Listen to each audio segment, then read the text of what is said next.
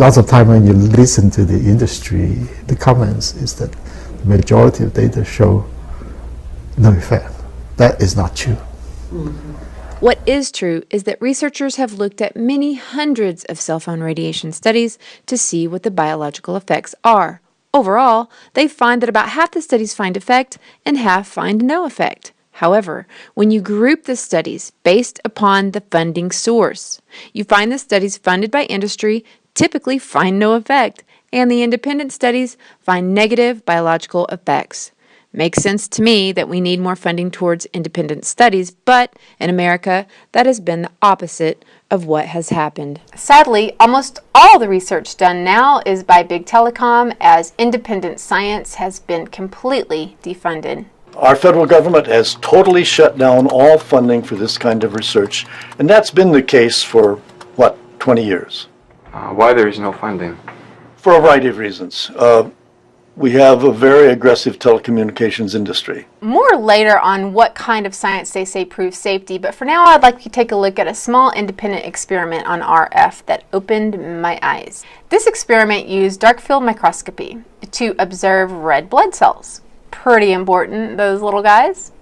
In this experiment, we can see how red blood cells look and act before and after being exposed to microwave frequency from smart meters.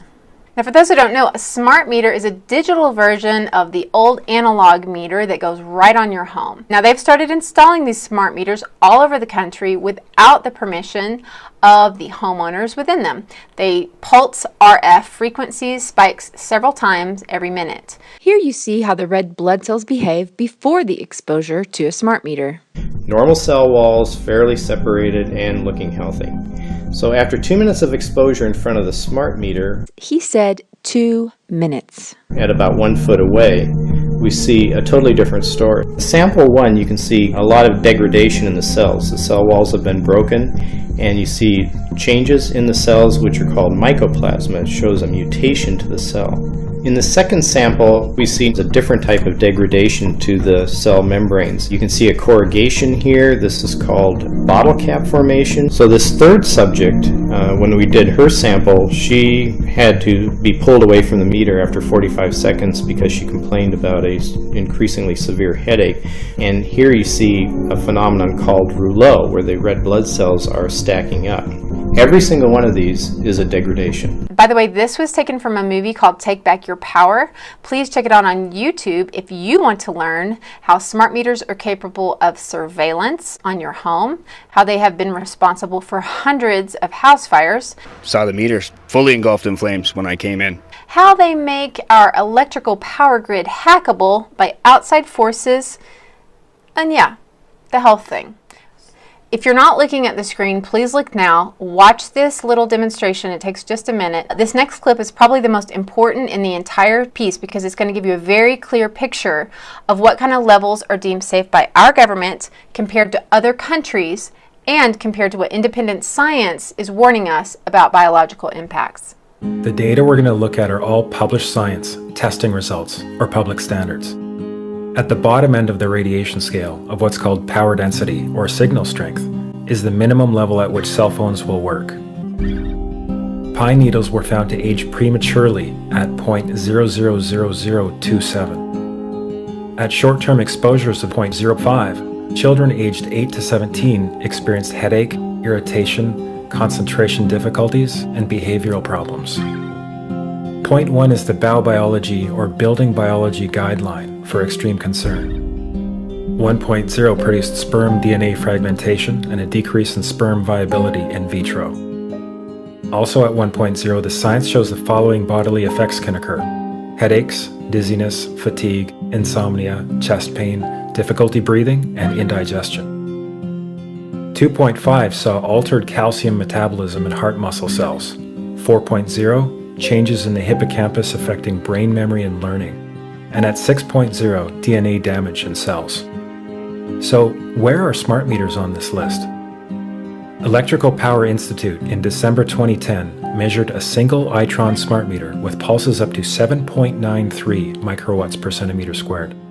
These tests are at a close distance, approximately 1 foot away from the meter, But an infant's crib could be just as close on the other side of the wall where the meter or bank of meters are installed.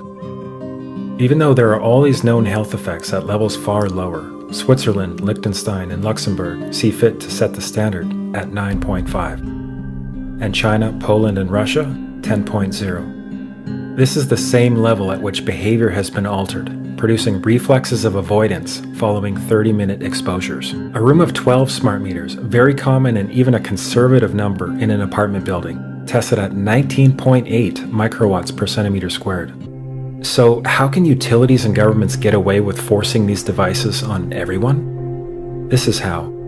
In Canada and the US and several other civilized countries, the safety limit is set at 600 to 1,000 microwatts per centimeter squared. This so-called safety limit is literally tens of thousands of times higher than levels which are known to damage health, according to peer-reviewed published science. How is this even possible?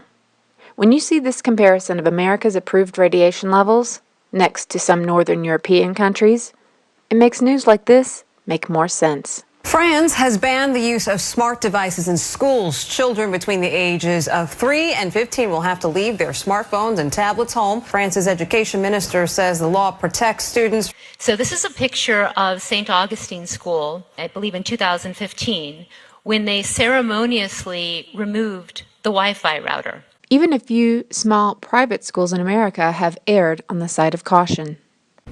So Roots and Wings Montessori is a Wi-Fi free zone, and any technology at the school is hardwired. The use of wireless internet and even cell phones has been banned due to health concerns surrounding that technology. And given the risks involving children, the principal just doesn't want to take that risk. Whether this is true or not, the default, I think, needs to be on the side of safety. We can still provide the children with technology using wires. Why not? Why take the risk? You may have noticed that China and Russia, among others, have set their maximum RF limits 100 to 1,000 times lower than what our FCC deemed safe for us, which, by the way, in 2018 was one of the highest in the world. So what's up with the FCC? In the United States today, the gentleman who is directing the Federal Communications Commission, Tom Wheeler, was for 10 years the executive director of the Cell Phone Telecommunications Industry Association. And now he's in charge of regulating those devices. Tom Wheeler has been hell-bent on getting pesky red tape out of the way of companies he spent many years lobbying for. Getting the RF nightmare known as 5G installed within a light post of you has been his biggest priority. For what it's worth, here's what a telecom fox and an FCC henhouse sounds like. Now, to make this work, the 5G build-out is going to be very infrastructure intensive and will generate tens of billions of dollars in economic activity. And that's damn important, because it means that U.S. companies will be the first out of the gate. And that is why 5G is a national priority. And stay out of the way of technological development. We won't wait for the standards. If anyone tells you that they know the details of what 5G is going to become, run the other way. Wow, I just had the strangest deja vu. Let us never tolerate outrageous conspiracy theories concerning the attacks of September the 11th.